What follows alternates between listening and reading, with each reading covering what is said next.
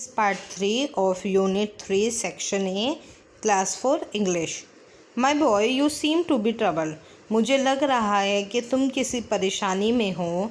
And what makes you walk out with a bicycle at this hour of the day? और ऐसी कौन सी चीज़ थी जिसने तुम्हें मजबूर कर दिया साइकिल लेकर आने के लिए दिन के इस घंटे में? You should be in school.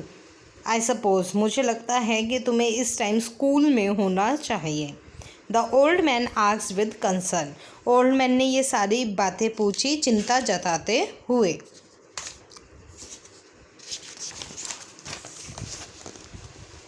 I was thrown out of the school sir. मुझे स्कूल से बाहर निकाल दिया है. Oliver said and narrated the entire incident.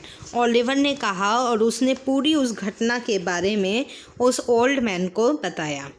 The old man listen to the whole story with all ears and asked Oliver. Old man ने बड़े ध्यान से उसकी स्टोरी को सुना और ओलिवर से पूछा, I think you can prove to your teacher. मुझे लगता है कि तुम अपने टीचर को प्रूव कर सकते हो, साबित कर सकते हो that it was not you who wrote the note, कि वो तुम नहीं थे जिसने नोट लिखा था. Just then Oliver's eye fell on the sparkling blue pen shining in the old man's pocket. और तभी ओलिवर की नज़र उस चमकदार नीले पेन पर पड़ी जो उस ओल्ड मैन की पॉकेट में था. He cried. वो रोने लगा. Oh yes I can prove it easily. हाँ, मैं ये बात तो आराम से प्रूव कर सकता हूँ.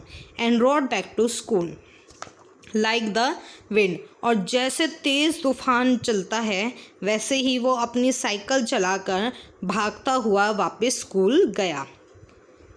He went to the teacher who was busy marking the paper.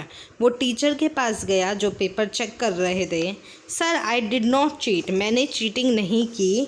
That note was written with a pen and I wrote the paper using a pencil. वो नोट पेन से लिखा हुआ था जबकि मैं पेपर पेंसिल से लिख रहा था.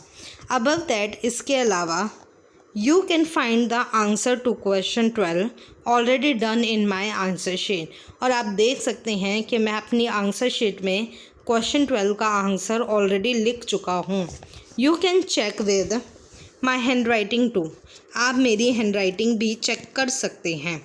Oliver gave all details at one go. और उसने एक ही बारी में ये सारी डिटेल्स दे दी.